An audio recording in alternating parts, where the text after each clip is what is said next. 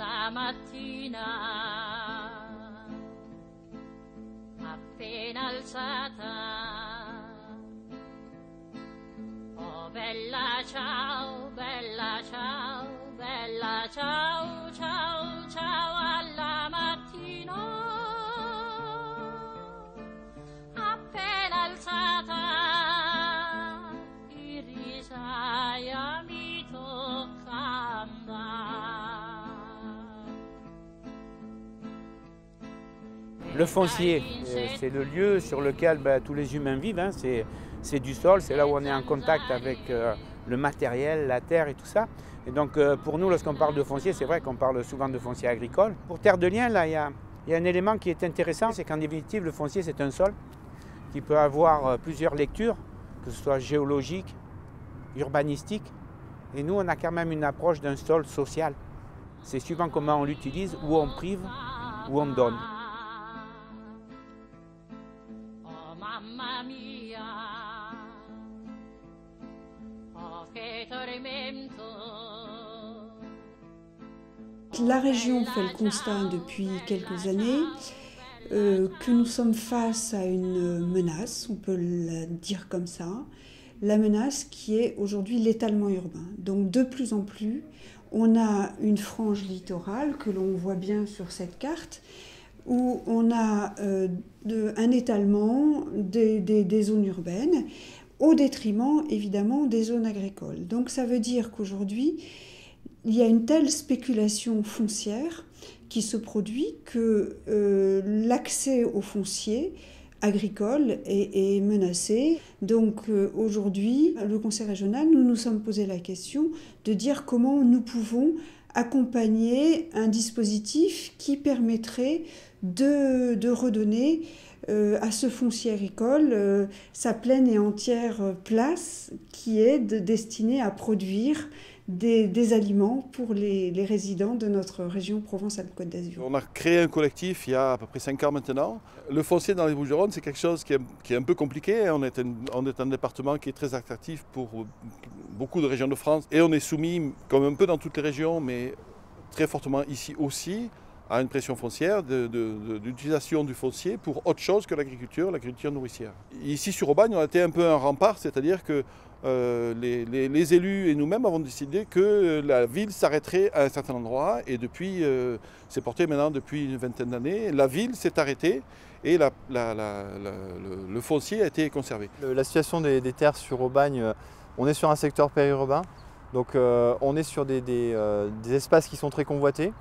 Alors, pas seulement par les exploitants agricoles, mais aussi par tout un tas de porteurs de projets. Vous avez des particuliers qui cherchent des terrains de loisirs, donc qui sont urbains mais qui cherchent un espace de loisirs. Vous avez notamment sur les franges ici de la zone d'activité des porteurs de projets qui sont sur un projet spéculatif, qui veulent maîtriser du foncier en bordure de la zone en espérant qu'un jour la vocation change et qu'on soit sur de l'urbanisation. Donc tout ça fait que les terres sont sous une forte demande foncière. Et les prix sont en conséquence, sont montés progressivement au cours des années et aujourd'hui sont à un seuil qui est vraiment très élevé. C'est un peu général à tout le périurbain, même si sur Aubagne on est sur les prix les plus élevés quasiment du département.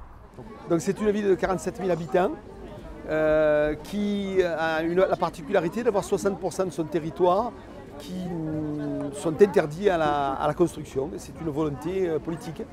Alors, ces 60% du territoire comprennent avant tout le cadre naturel, c'est-à-dire l'ensemble du secteur collinaire qui nous entoure, parce qu'on est dans une plaine, nous, au milieu de collines, et puis comprennent aussi toute la partie réservée à l'agriculture que nous protégeons. Alors c'est une agriculture périurbaine qui est assez particulière, parce qu'on peut dire qu'il est osé aujourd'hui, au XXIe siècle, à côté d'une métropole de 800 000 habitants, d'avoir encore des dizaines d'hectares qui sont réservés à l'agriculture. Les politiques qui sont mises en place sur ce territoire, donc depuis plus de 20 ans maintenant, consistent à considérer que l'agriculture est une activité économique à part entière. Donc le projet des Jonquiers fait partie de cet axe-là, c'est-à-dire reconnaître à l'agriculture d'abord son caractère économique. Un projet qui se construit et qui participe de notre volonté de ne plus laisser de friches sur ces terres agricoles qui nous paraissent fondamentales pour les équilibres de notre territoire.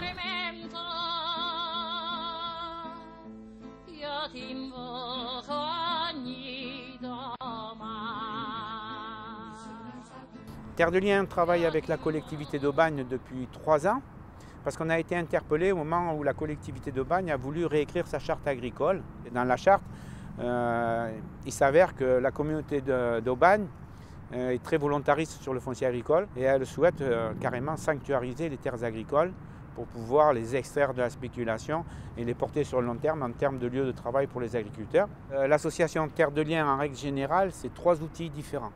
Le premier outil qui est l'association, qui lui a vocation à porter le débat, à communiquer, informer, sensibiliser et en même temps aussi d'aider les porteurs de projets au moment de l'installation sur la problématique du foncier agricole. Après, on a l'outil qui, lui, c'est le bras armé de Terre de Liens, c'est la foncière de Terre de Liens qui, lui, est l'outil qu'on utilise en dernier recours lorsqu'on n'a pas trouvé de solution pour maîtriser le foncier, de faire des acquisitions par la foncière définitive pour après mettre le foncier à disposition du porteur de projet.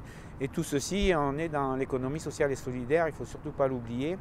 Et les acteurs, les personnes qui viennent porter leur denier à la foncière, bon, on pourrait dire qu'ils prennent des actions, non, mais c'est plutôt départ dans un outil collectif, quoi. Et donc c'est pour ça qu'on parle d'acquisition collective de foncier.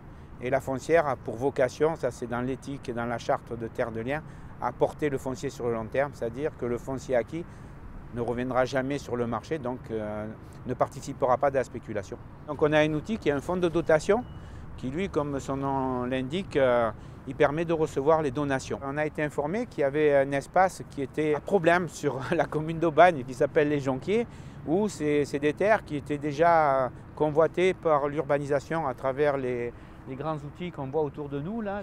Et donc la collectivité Aubagne nous a demandé, est-ce que vous pensez qu'il y a moyen de construire un projet ensemble sur le sujet?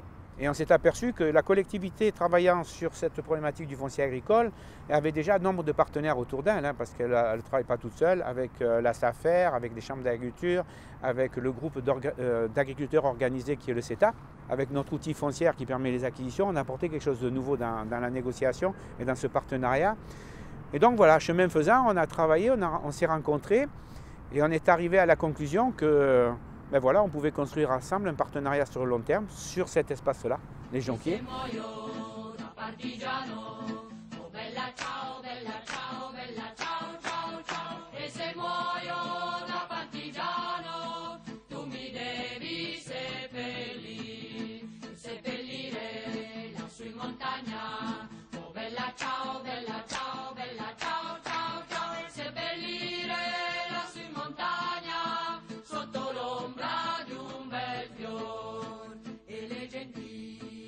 Alors le CETA, le rôle du CETA, si vous voulez, c'est d'accompagner. Il a été créé en 92 sur Aubagne. Il a commencé d'être aidé à l'instauration de la première charte agricole qu'il y a eu. On était à peu près 40, on a toujours tourné entre 42, 47, ça dérange quoi, voilà. Le partenariat, quand on a créé la charte, le partenariat il s'est fait naturellement aussi avec la Chambre d'agriculture et avec le CETA. On a fait une étude très approfondie sur le pays d'Aubagne, où on a sorti un certain nombre d'actions qui ont été validées par un grand nombre de partenaires, parce que l'idée de la charte, c'était qu'elle soit co-construite avec l'ensemble des partenaires agricoles et autres. Et à partir de là, il y a des actions comme notamment essayer de mettre en place des projets durables, d'installer des agriculteurs sur des projets durables tels que les Jonquiers. Donc on a été forcément associés dans la mesure aussi où on pouvait apporter dans le cadre de ce projet un certain nombre de porteurs de projets qui viennent nous voir à la Chambre d'agriculture, on étudie leurs projets, on essaye de leur trouver des solutions. Un jour, on a eu cette opportunité de pouvoir acheter donc côté agglo le bâtiment, donc la maison qu'il y a derrière nous avec la dépendance, et avec Terre de Liens d'acheter le foncier qui représente à peu près 2,5 hectares. En fait, le projet a émergé lorsqu'on a pu négocier les terres qui constituent le gros des terres cultivables du projet, et en même temps une opportunité de négocier le siège d'exploitation, où là ça a été un cas assez particulier, où on a travaillé en collaboration avec l'agglomération du Pays d'Aubagne pour essayer de récupérer ces bâtiments qui au départ étaient convoités par la société Alinéa. Donc on a eu une négociation entre la société Alinéa, la SAFER et puis l'agglomération pour détacher ces bâtiments et leur garder une vocation agricole. Nous avons choisi une famille d'agriculteurs, bien sûr, c'est une agriculture de qualité puisqu'ils sont en bio et à la marque des Jardins du Pays d'Aubagne, qui est la marque collective de notre territoire. Jusqu'à maintenant, on n'a eu que des locations précaires et on a eu la chance d'avoir notre projet choisi pour le projet des jonquiers et là, on va pouvoir travailler différemment. Et on fait du maraîchage essentiellement. On a une grande variété de légumes, on travaille au fil de l'année sur une cinquantaine de légumes et variétés. Donc on n'a jamais pu installer un verger par exemple ou faire des projets de haies, fruitières, des trucs comme ça, on n'a jamais pu faire. C'est en ce sens que le projet des jonquiers va nous permettre de réaliser un peu ça. On a un peu morcelé ces 2 hectares, un peu plus de 2,5 hectares. Là, on se situe sur une partie excentrée et qui est un peu cernée d'arbres. Et puis, ça nous a donné l'idée de planter le verger. Il y a une partie qui va être en plein champ et une partie où on mettra nos tunnels. On va continuer ce qu'on sait faire et on compte produire un petit peu plus, c'est évident, puisque la surface a augmenté, mais surtout un peu mieux et encore plus diversifié. Et à plus long terme, on aimerait bien ressortir les projets qu'on avait d'accueil d'enfants. On ne sait pas encore vraiment sous quelle forme, pas spécialement scolaire, mais qui est en stage, qui est en découverte. On sait qu'on va pouvoir ici travailler jusqu'à ce qu'on décide de partir à la retraite. On décide ? Qu'on décide, oui. C'est pour ça aussi que ce projet est emblématique, parce qu'il montre aussi qu'il y a de la place pour tout le monde. Je trouve que dans les politiques, qu'une collectivité, et notamment une collectivité locale, mais pas seulement, ça peut se jouer à n'importe quel échelon du pays, doivent être pensées chaque fois sans cloisonner, sans isoler et en lien les unes avec les autres, mais en faisant en sorte que, pour l'exemple de l'agriculture, on continue sans relâcher les efforts qui sont menés et sans doute, dans le cadre de la politique qu'on a ici en tout cas, de continuer à échanger avec nos concitoyens pour qu'ils le sachent, pour qu'ils y interviennent, pour qu'ils en soient. Et évidemment avec un effort tout particulier, mais ça Virginie pourrait le dire beaucoup mieux que moi, avec les agriculteurs et les paysans du territoire. Mais on peut quand même avancer. Je pense qu'une initiative d'Aubagne est une bonne initiative. Je connaissais un petit peu l'équipe municipale. Je pense qu'ils ont bien choisi. Donc il y a une urgence à ce qu'il y ait un outil qui émane de la société civile, des citoyens, et qui se questionnent sur le foncier agricole, sur son devenir, et qui souhaitent participer au débat sur le devenir du foncier agricole, et en même temps apporter des idées un peu innovantes sur la manière de gérer ou d'utiliser ce foncier agricole sur le territoire. Alla mattina, appena Fondamental. Fondamental. Ça permet qu'il y ait des paysans qui restent, ça permet d'avoir des produits frais de saison. Je sais qu'il y a des AMAP dont c'est un des objectifs. Ben, j'en pense du bien. appena alzata, il risaia mi tocca andare. E fra gli insetti e le zanzare, oh bella ciao, bella ciao, bella ciao, ciao, ciao, e fra gli insetti e le zanzare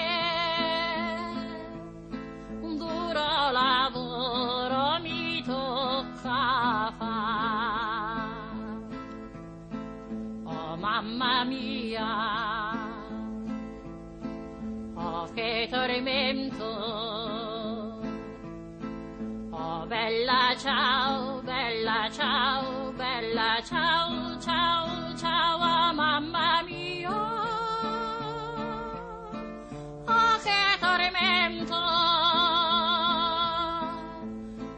in